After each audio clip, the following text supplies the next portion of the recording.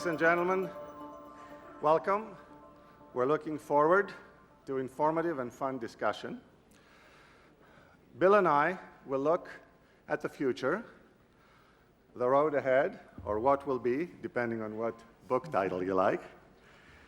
We have agreed to focus on the bigger picture, further out, longer range rather than shorter range, stay away from brand name discussions and issues, try to see how it might affect our way of living, our lifestyle, our society. Bill will begin. We'll go for 10 to 15 minutes, maybe 12 and a half, plus or minus 2.5. And I will do the same. Then maybe we'll fight with each other for 5 minutes and turn it over for Q&A, live Q&A with microphones to the floor. So let us begin. Bill. Well, it's a very, very exciting time in terms of giving people better tools of communication. Actually calling them tools of communication may not give the full import of what a variety of things people will be able to do with PCs connected up to the internet. I've created a new term, which is that people either live a web lifestyle or they don't live a web lifestyle. What I mean by that is that somebody who several times a day goes to the web, several times a day checks electronic mail, sends electronic mail, and for any new topic or anything they want to do, they take it as a given that they're going to turn to the internet to be informed and to collaborate. That's somebody living a web lifestyle. And very few people are doing that today. If you want to find large groups that meet that test, you have to go to universities, particularly some university campuses in the United States, where the only way you sign up for courses is to get on the web, the way you arrange things with your friends, the way you order pizzas is through the web. And my view is that as those young people move into the economy and more people have that kind of experience, that those consumers will demand companies to use the web in a very, very creative way, whether it's for paying bills or taxes or selling products or simply just informing them. I think we can already see that the efficiencies to be gained through the new medium are pretty incredible.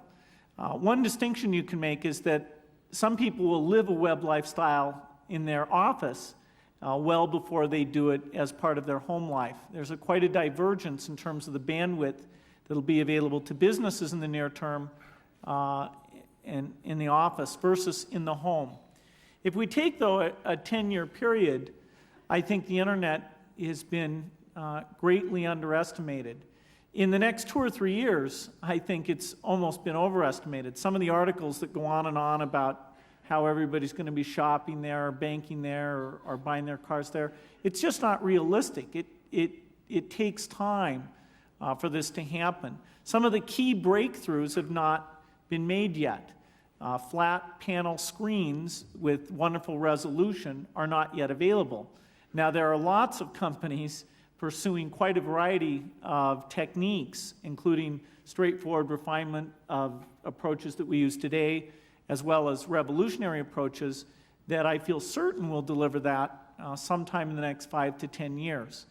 There are many software companies working on the very tough problems of letting you interface with a computer in some way other than using a keyboard and a pointing device.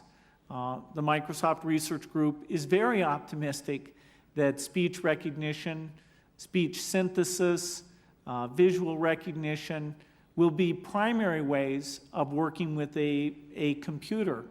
And the cost of the hardware to do these things is very straightforward. You need a pretty good microphone and a semi-decent camera, but the extra cost of those built into any type of device will be on the order of $100 or well less as the volume goes up there.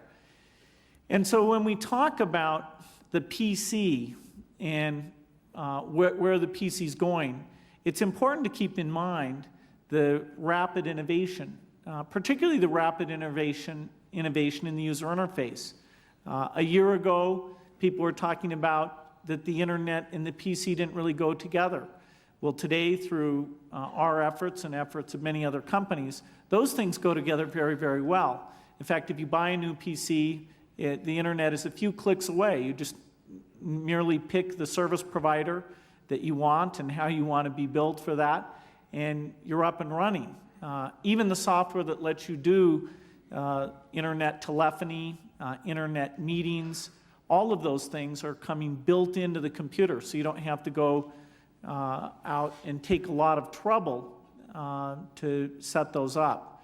Right now, people are worried about the complexity of the PC, and this is a very legitimate worry, whether it comes in terms of cost of ownership or the difficulty of updating software or the confusion people have. Once again, I have a very optimistic viewpoint here, partly through inside knowledge of things that are being done, and partly just the view of how rapidly software can improve.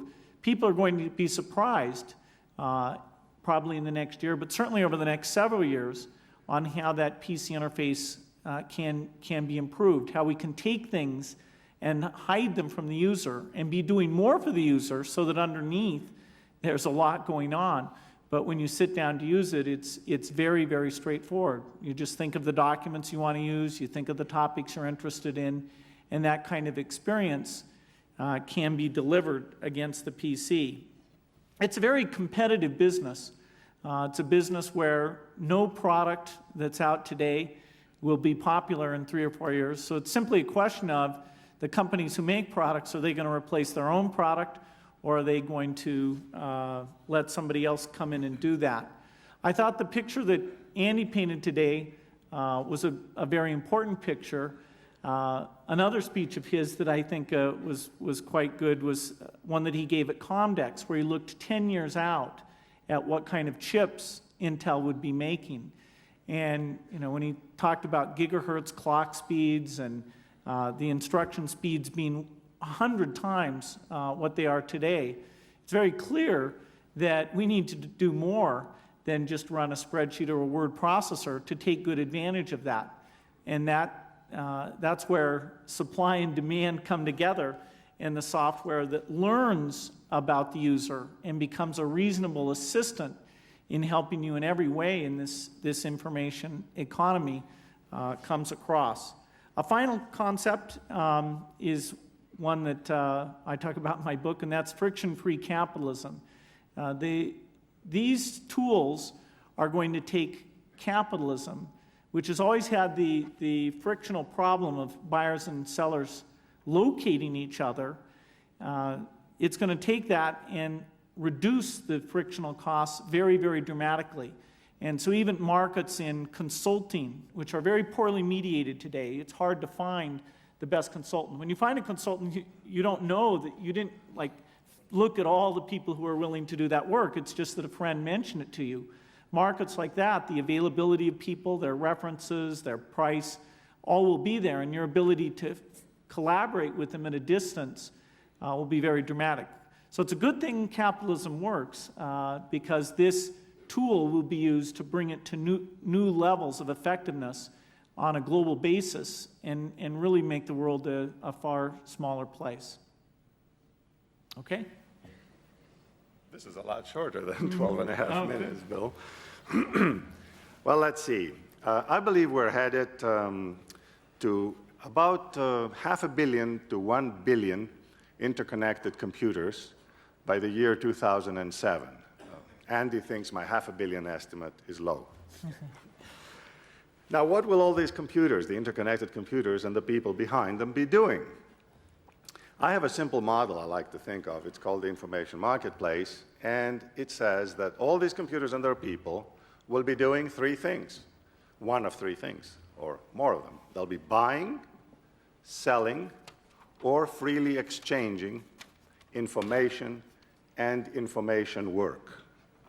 Now, to me, the latter is very important, because when we think of information, we think usually of text, pictures, video, sounds, what I like to call information as a noun. But there's this other thing, which is information work, massaging information, altering it, which is information as a verb. It's done by computer programs, like Bill's Microsoft Word and others, and it's done by people, like accountants and tax clerks and so on. It turns out that the fraction of the industrial economy that consists of office workers is huge. It's about half of the economy. So I think a lot of this new medium, this new world, the network society, will really have information work flowing over it, as well as, of course, information as a noun, which is the one we talk about, and the content, and so forth. But this huge amount, which is $9 trillion of information work, gives us an idea of how big things could be on the financial side. But there will be also free exchanges and things that will be not measured in dollars. One of the things I discuss in what will be is the possibility of a virtual Peace Corps, a gigantic clearinghouse where the providers of help and those who wish to receive help find their place over the World Wide Web. It's going to be a big site there, a big server, but with a lot of compartments for different kinds of activities. There is a lot of this in the world. There are a lot of people who need help, a lot of people who can provide it, and why not provide a clearinghouse where these two could be matched? And the help doesn't have to go always from the wealthy to the not wealthy. I could envision a Sri Lankan doctor providing medical help through the network society to a homeless person in San Francisco, where the care would be affordable. Now, I think the movement that we're seeing will be fully integrated into our lives. It will be pretty much like air, water, breathing. It will not be a cyberspace out there that we go visit. It'll be in everything we do. I agree with Bill. I think speech will be the dominant interface because the technology is here and because we're born with mouths and ears rather than with keyboard and mouse sockets. In terms of what are the big forces, can we reduce all these thousands of things we've been talking about here to a few fundamental forces? I believe we can. I believe the first force is what I like to call electronic bulldozers. The ability of our computers to offload human work from the human brain. I'm not talking about creativity or complex things, but simple work that we do, repetitive work, processing an X-ray, annotating it, etc. Offloading human work. Now, we think that we're doing this, and we are to some extent, but if you look at what we do with the World Wide Web and with electronic mail, we are using 100% our eyes and our brains. In pre-industrial terms, it's as if we had shoveling, then somebody handed us a shovel that said high-tech shovel, and we kept shoveling. It's time to stop doing things with our brains entirely, clerical, simple things, throw the high-tech shovels away, and automate a lot of the activities among the machines to relieve us of work. I know that computers are good for a lot of other things beyond increasing our productivity, but no socioeconomic movement worth its salt has lasted if it didn't also help human productivity. And I think this one will, and it might take us even as high up the productivity curve as the industrial movement did. It may be that we'll see a 300% increase in office productivity during the 21st century. The second force is the force of electronic proximity, as I like to call it. That is the very exciting part of the web and of these other technologies that brings people closer together. Now, it's amazing how big this force is. When we were in the villages, there were maybe, we could reach 200 people, 100 people in our lifetime by walking. When the car came, that number increased by a factor of 1,000. We could now reach potentially 200,000 people maybe. We wouldn't reach all of them, but we could reach them by driving. Now, the amazing thing to me is that the information age increases this ability by yet another factor of 1,000, and we can reach 200, 300 million people. We won't reach them, but we can. It's a very strange notion. It brings all of us closer together, And this world will have its good things like communities of seniors and handicapped people and all the network groups that will be helping each other commercially and otherwise. But it'll also have infocrime and infopredators and all the problems that come with proximity. Let me touch a little bit on culture. There is a great fear that this increased proximity is going to impose a universal culture on the world, or that some nation will take its culture and try to impose it on another. I won't mention any names. Let me suggest to you that this new technology that we're all witnessing has the very strange capability of strengthening simultaneously ethnicity and diversity. Let me explain. I'm a Greek, and half of the Greeks are outside Greece. Half of the Jews are outside Israel, and half of the Palestinians, I could go on. Even 20% of the Canadians are outside Canada. And as the world becomes increasingly global, more people will be outside their land mass, that is their nation. Now, if we could use the network society to keep connected among us, the Greeks outside and inside, then we might have the very strange situation where 30 years from now, 50 years from now, the Greek nation isn't the landmass in the Mediterranean, but it's a network. It's a frightening notion, the Greek nation network. Actually, it's much closer to the notion of nation, ethnos, the Greek notion which implied that you could be anywhere and be in that national circle. Fascinating thought. On the side of diversity, let's just look at the European Union.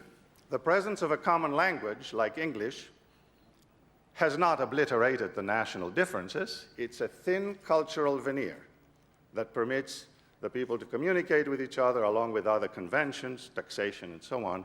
But underneath are the gigantic national indigenous cultures of Europe. Greeks are Greeks, Italians are Italians, and so on.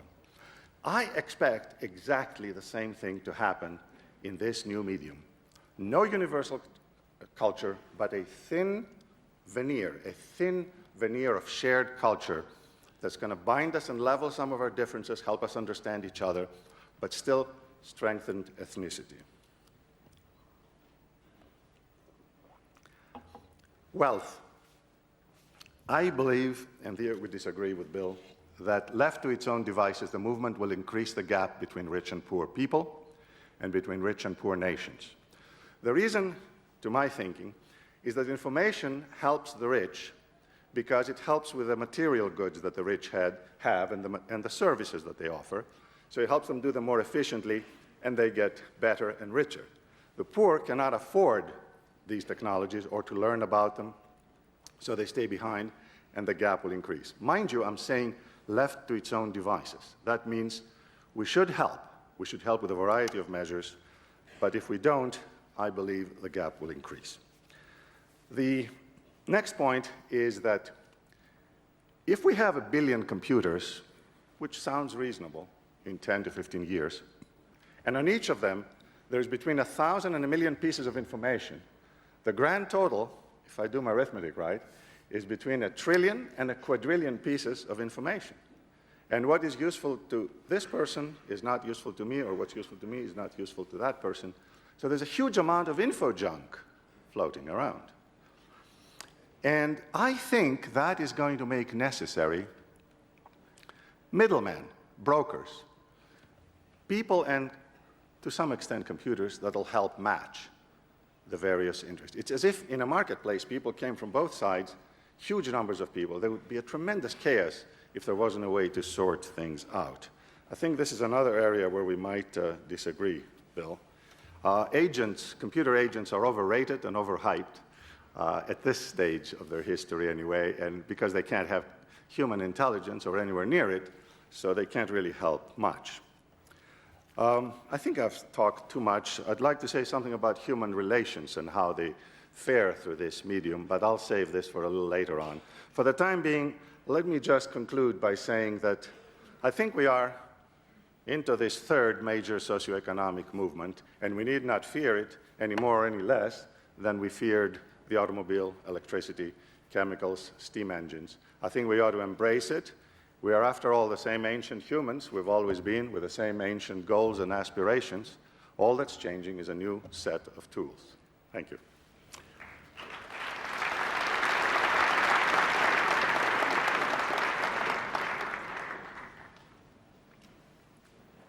I think it's between you and me for 5 minutes.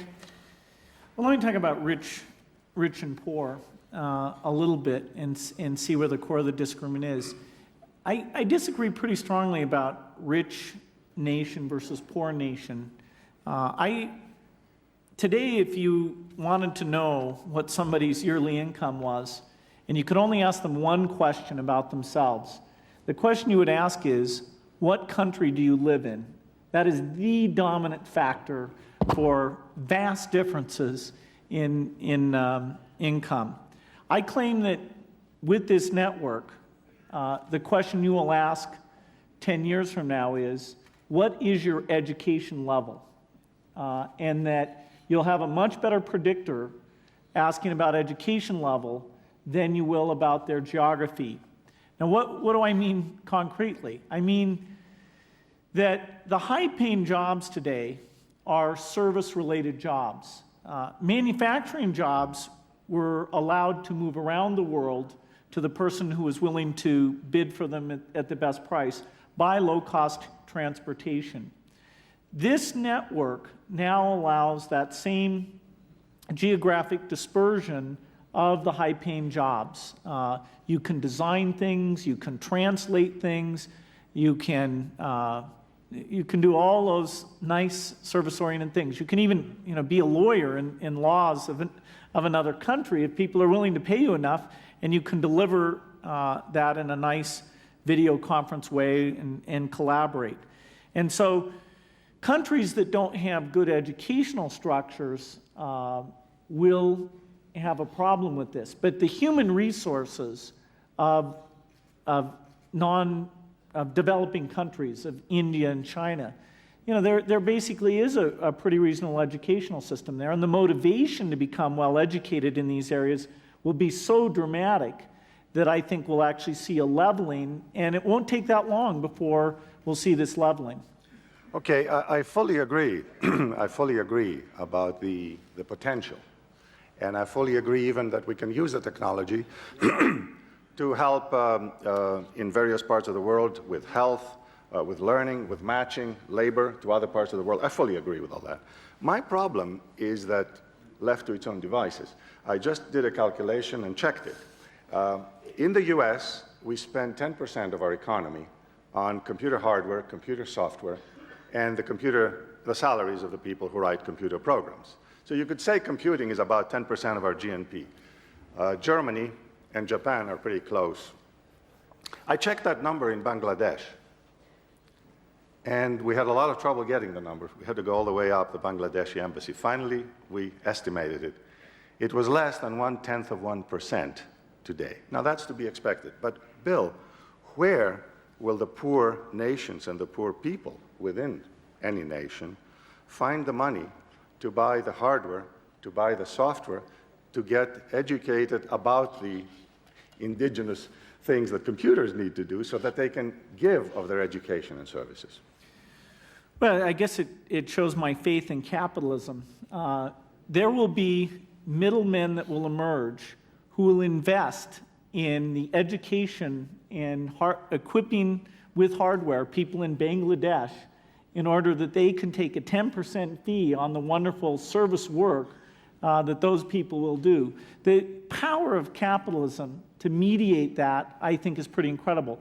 Now, I have to admit, governments have a big role here in terms of putting in the communications infrastructure. In terms of the large cities in these countries and the universities there, I think we're probably okay on that. Going out beyond that, I'm partly very optimistic about satellite systems, including the Teledesic one or others like that, coming along and providing very high-speed bandwidth to every part of the globe.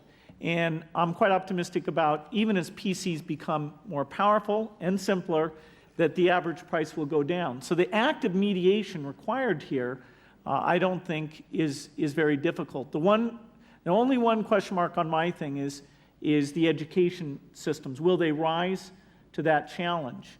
Another factor I think comes into this is rich countries a little bit get lazy, and the poorer countries try harder. Given a chance, they try harder, and you get this leveling effect.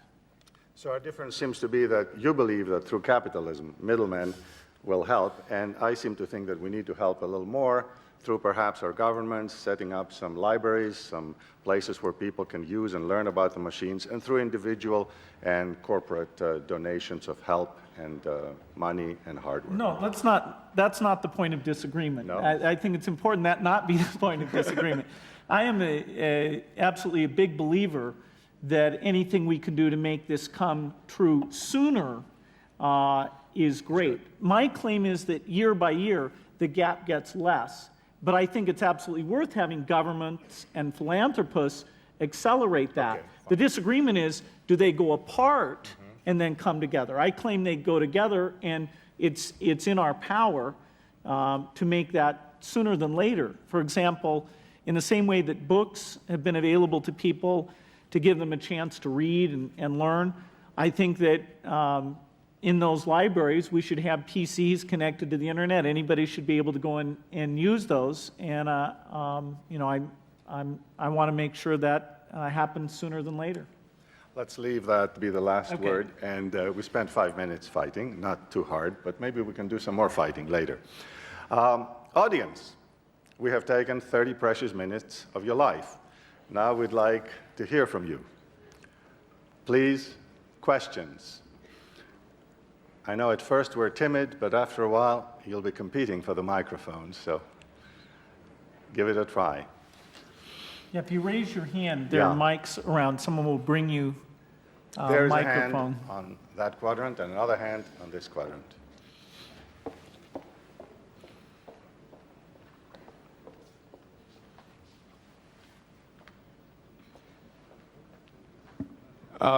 Bill, Mike, question.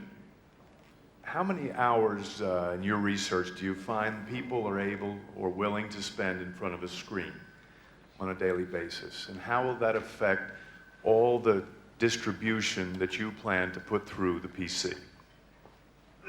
Don't use us as examples.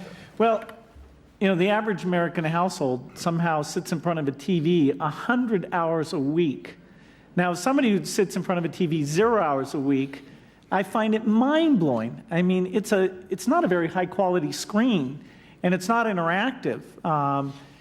So people's ability to sit in front of a video display seems to be very high, and the quality of these screens will improve dramatically. You know, I don't read the Wall Street Journal or the Economist long things off of the screen. I still read them on paper. If I want to look for a specific article or get it a little bit faster than I can otherwise, then I'll go on to the electronic. But I admit that the screen, the field of view and resolution, still has some drawbacks. But that will go away. Eventually, your whole desk will be a screen, your walls will be screens, and seriously, come to my house. You're invited. You heard it. Absolutely. Let me add a little bit here from the history of this business, which I've been watching for the last 35 years and living it.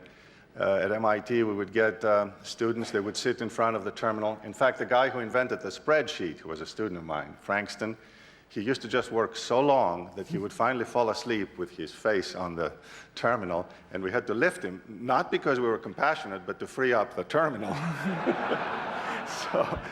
But even Frankston and everybody else, or perhaps not Frankston, but the people who exhibited this addictive behavior, after a while, lower down and adapt. And my point is that we human beings have thousands and thousands of years of experience in adapting. And my answer to you, sir, is that we will adapt to whatever it takes so we don't get too tired, too anxious, and so forth. More questions? We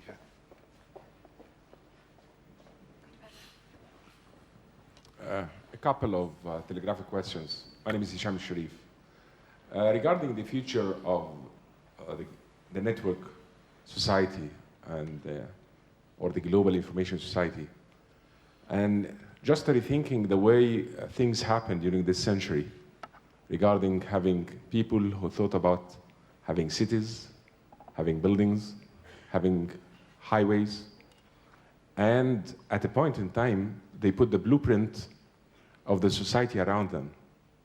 And putting what you've just said, both of you together, don't you think we need to put at different levels, government, industry, professionals, the blueprint of this global information society? One. Two, what about the Teledesk project? Is it still in the dreaming phase, or there is anything which is more than what has been reported that you can share with us? Yeah. Well, let me start with the second part. Teledesk's a very exciting company because their goal is to build a very high-speed internet in the sky, and it's very complementary to what's being done by communications companies around the world in terms of running fiber. There are parts of the world where you just don't have the density, even the rural United States, rural Europe. You just don't have the density to ever run out the fibers to give those people the capacity. And that's where the satellite, a low Earth orbiting satellite, can come in and give you extremely high capacity in these areas, and then transfer that, if the destination is into a city, transfer it down to a ground station where it goes through the optic fiber network, or vice versa. And so Teledesk, I hope it's not a dream. They're spending serious amounts of my money, and it's a capitalistic venture where Craig McCaw, who is involved in the cellular industry, is the chairman of the company. There are other people doing things that are slightly different, so it's not the only company going after data connections in the sky. And I'd say with great confidence that one or multiple of these schemes will fill in the gap that the world has in this connectivity. The beauty of these satellite systems is that the marginal cost of making it available when you're over, say, Mali or some territory where you might not get much revenue, because the marginal cost is zero, you'll find a price, a clearing price, to offer connectivity for every point on the globe. And so it's a fairly leveling development that, with luck, will be in place within 5 to 6 years. Okay, I don't want to comment on Teledesk, but all the comments that Bill made apply to all the other satellite schemes, namely the geosynchronous satellites that cost a huge amount of money, $300–400 million to put up into orbit. But of course, they don't have the ability to go around the world like the low Earth orbit ones. But all the other issues, reaching a lagoon in the Pacific and absorbing bursts of traffic from the cities, are there. I think satellites are going to be a very important part of this. Now, on to your blueprint question, sir.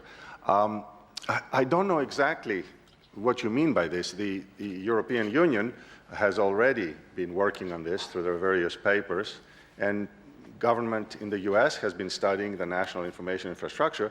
But I think the bulk of this drive is happening by the people who are finding ways to use the internet, and entrepreneurial companies are being born.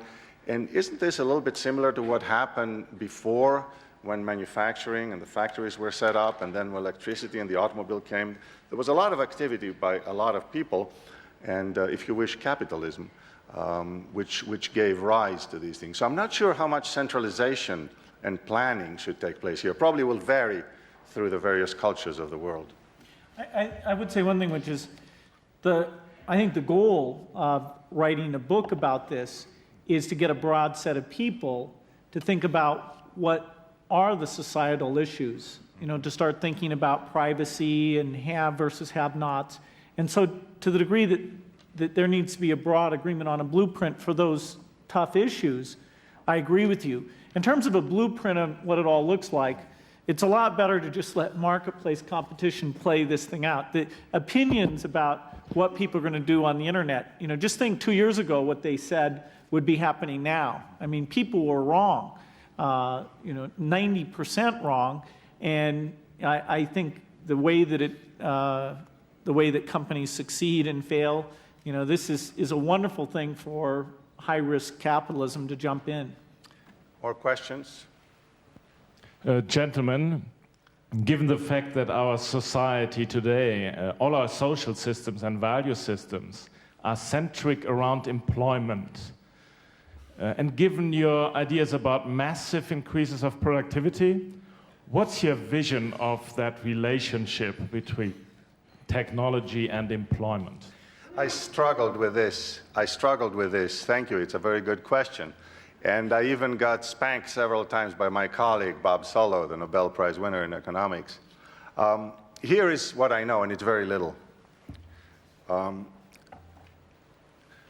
I believe productivity will increase. We have no assurances, okay? But we believe, I think generally there's a belief it will increase. After all, things are done inefficiently today, and when we apply all this horsepower to things that are done haphazardly and inefficiently, you expect some improvement. So that will increase. The problem is that for employment or unemployment to move, we have to understand what happens to demand, because unemployment happens when those two are out of kilter. The productivity increases and demand doesn't increase, for example. Then people are thrown off on this side and they cannot do work.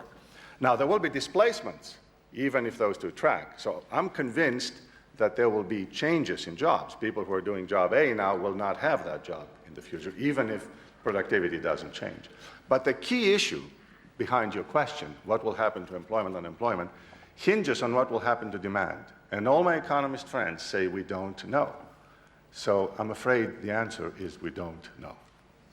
I have a little bit more optimistic view of this. Essentially, demand in some areas is finite. When farmers got very, very productive and the price of food came down, people didn't eat 10 times as much. I mean, they ate meat, so they were eating more calories, but there was a limit. When radial tires came into the car market, people didn't say, wow, these tires are better, we'll drive a lot more. And so that the amount of society's resources in the car market shrank. If you think of the resources that go in today to printing bills and mailing them out and answering questions about those, that's huge. And this technology will greatly reduce the number of people you need to handle that. But there are areas where I see near infinite demand. Take education. You know, why not? If there's productivity here, why not have 5 children in a classroom? Take medicine. If there's all this productivity, why not have much better personalized health care? Take leisure time activities. With all this productivity, we should have more options there. We'll have more wealth to spend there. Eventually, you'll even shorten the work week. People will choose to take more time off. Maybe Americans will take longer vacations. I think that would be nice. That's not in the cards. Not in the near term. But if you're talking about a situation of such where all this productivity plays out, 20 years from now, I believe it's very, very much what will happen. In principle, elected leisure is available to us. The thing that's scary is that the Industrial Revolution made it possible for us, with this multifold increase in productivity, to basically live in an essential way, the way we lived before the Industrial Revolution, by working much less. But our working hours kept up and even increased. So there's something inside us that keeps us working hard. But I agree with you, elective leisure is an option, and maybe in the long future, it may be a way in which we will go. Let's get some more questions. Yes? A follow-up on governance point that we are discussing, the impact of information sharing on the way the societies will be run. NBC, MS, CNN, Berlin Wall, penetration of information to the societies at large. What do you think it will do to the role of the governments and governance at large? You want to take that or not? I think there's some exciting opportunities with government. I think citizens will be more educated on the issues. They'll have a chance not just to read the headlines, but to dive in. You know, if the headline says budget cut by 20 billion, they can go in and see, well, what was the budget? You know, how was the money spent? How has that changed over time? There's various debates about how far we should go with direct democracy, but no longer will the argument against direct democracy be that it's just too expensive to go out and consult all the people. We'll have a mechanism that makes that a possibility. And the economists pointed out that Switzerland uses that, with reasonable success, and I think we'll see more and more push along that line. I think government will be the greatest beneficiary in terms of its efficiency. The way it tracks things, uses paperwork, gathers knowledge, shares that knowledge, it's ripe. Take tax collecting or medical payments. These things can be made an order of magnitude more effective. I don't think any government will be able to restrict information flow to its citizens as much as in the past. Every advance in communication, from the phone to the fax machine, have made that far more difficult, and the internet just takes that to a new level. And so governments will have to operate in an environment where citizens have access to the full range of opinions. I fully agree with what Bill said. Let me add something else. Big question raised in various settings here in Davos about governments is, what is their role insofar as the information crossing national boundaries, where, as you know, the internet isn't subjected to any passports or checkpoints. I have some suggestions about that for governments. I think within a nation, the government should try to preserve the cultural status quo of that nation by using technology to that end. Let me explain. If you believe in your nation that anonymity should never exist, then you can use technology of public key cryptography, require every message to be signed, which will call for a public key to be used to read it, and then you'll know who sent that message or who was at that site. If, on the other hand, you want to be open, you can do that. If you want to have a rating system, there is technology so that even third parties can rate the sites that you can access. So within a nation, I think governments should try to preserve the cultural status quo, because thousands of years have been spent to build up this cultural status quo, and nothing has changed. The people are still the same. But the difficult thing is what happens between nations. And there, I think governments should strike agreements among each other internationally. We've had the same situation with crime, we've had the same situation with trade, and I think we should do the same. They should begin striking agreements as to what they will do with each other if there are violations through their boundaries and borders. Well, I think I can agree with all that, but there are a few very tricky problems. Let's say somebody in the US writes something that is sort of Nazi propaganda, which is clearly allowed by the freedom of speech in the US and is clearly banned by German laws. Who should deal with that? Well, the US government is not, I can almost assure you, going to force a rating to be put on that page. In Germany, you have many internet service providers none of whom have the resources to filter the world net and see if there's anything appropriate out there. So in between the person who published in the US and the person who's receiving that, which say that Germans don't want to have happen, who's going to find that and block it? And unfortunately, country by country, you're going to have to get resources together to see which things are out there that you don't want to come in. You can have a policy of only letting things in that you review, but that would probably overwhelm you and you'd lose the benefits of the internet, or have a policy of just blocking certain named things, but you'll have to accept the fact that things will get through. And so whatever cultural restriction, whatever culture has relied on restricting information flow, it's not going to be, that won't be there as a tool as much as it has been. Well, I agree that there will be imperfections. I don't want to take more time debating this. Let me make a couple of announcements. First of all, following immediately after this session will be the President of South Africa, Mr. Mandela, who has agreed to come and speak for a short while, and the audience is asked to please stay for his address. The second announcement I'm asked to make is, speakers, please identify yourselves, your name, and where you're from before asking your question. Let's move on to a next question, please. I have a question. Yes, ma'am. Margaret Wilson, chairman of Scarborough's, Austin, Texas. I'm interested in your perspectives on future meetings of the World Economic Forum, either here in Davos or around the world, and how technology may affect these and how they may be different as a result, realizing that Klaus Schwab has already brought a great deal of technology here and provided us with computers to use for messages and other services. And secondly, would be interested, Bill, in your sharing a little bit more with us about your home as related to technology and how that may affect our homes in the future. Okay. Well, if my home is the future, then there'll be a lot of large homes that take a long time to get built.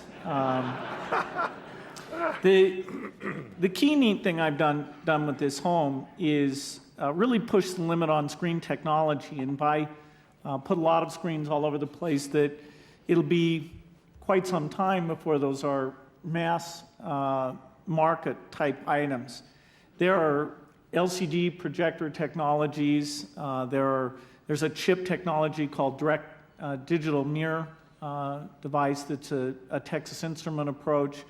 And these are very neat ways of displaying images with incredible quality. And so there are many companies that are gathering image libraries and putting those onto the internet.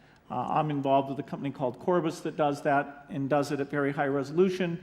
And those images are indexed so that you can find them easily. So if I'm one day at home saying, I'm interested in Russia, I can have images come up on all the screens of the house about Russia. And if I'm passing by one, I'm curious about its background or more images like that, I just click on a little remote control and get that information and see more. So whether it's Renaissance art or sailboats or sunsets, any topic, those images come in, and it's very fun, informative, and educational. That's probably the thing that's been done that's the most unusual. Okay, let me take the other part of your question. What about the World Economic Forum? To answer that question, it's a broader question that you're raising, I think, which is really what kind of activities pass and do not pass? What kind of human activities pass and do not pass through the wires and the wireless links of the network society? And that's a fascinating question. Let me suggest some pretty simple things. Straight text, information, images, video pass rather nicely. Video conferencing, we could be talking to each other and passing signals to each other. Emotions, I believe they pass partially. We cry and laugh in front of our TV. I don't see why we won't cry and laugh in front of this. So to the extent you cry and laugh here, you can carry that through the electronic world. But there are some things, I submit, that do not pass at all. And maybe I can demonstrate. Can I touch you here? Sure. Good, thank you. If Bill, I don't know, maybe he would react badly. If Bill had not gone to Harvard, if he had come to MIT, and if he hadn't left Harvard, God knows what would have happened to the software industry, but it would illustrate my point. If he was graduating from MIT, and he was my student, and a good student and all that, I could grab him here by the collar, and I could say, Bill, I expect you to do very well when you graduate from here. Now, I could email that to him, right? But it wouldn't be the same. I could pass it through video, and it would be a little better, but still he wouldn't feel the pain here. Or I could use the things we describe in our books, which are the tactile things you talk about, and the body nets and the body suits I talk about. So either he could wear a suit and feel the pressure while he sees me approaching, or a robot could grab him. I mean, any one of these solutions could work. But let me Or an electrical shock. Or an electrical shock. But let me make the point that that is not the same thing. Now, this is a serious point. Why? Because both Bill knows and I know that we can turn off the switch and stop the robot. So the whole thing is cerebral. It's not a primal force. And I believe these primal forces of the cave, the forces that we felt when millions of years ago we were in the cave, the animal growling at the door, or the nurturing we felt for a loved one, or the food, the wish for those things, those primal forces cannot pass. Now you're going to say, how many of these primal forces do we use in the World Economic Forum? I suggest that we use a lot of them in our daily life. The relationships between siblings, between doctor and patient, the trust that we build with business associates are all based on the forces of the cave. And at MIT, where we're thinking of having a virtual classes, we will be requiring students to come back every year or every 2 semesters to take courses on campus so they can feel these forces of the cave, build the trust, recharge their batteries. So I think in answer to your question, a lot can happen through the network, but ultimately you'll have to come back to Davos.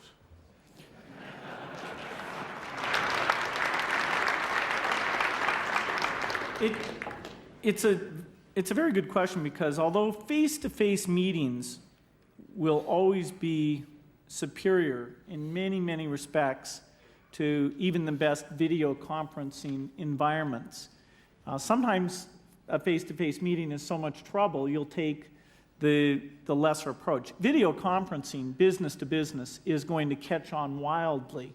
I mean, you know, when people see this welcome system, a lot of what they're responding to is high-quality video conferencing, whose price is getting to be very reasonable. And so we need, you know, it's a very good question how many things like this there'll be. The speeches, where you're all sitting in a room here, that can be recreated through technology very easily. What can't be recreated is when you get up and you're sort of mingling around, meeting somebody new, running into somebody at dinner, and kind of the isolation we have that we're all here in this common meeting, which is a very important element of it.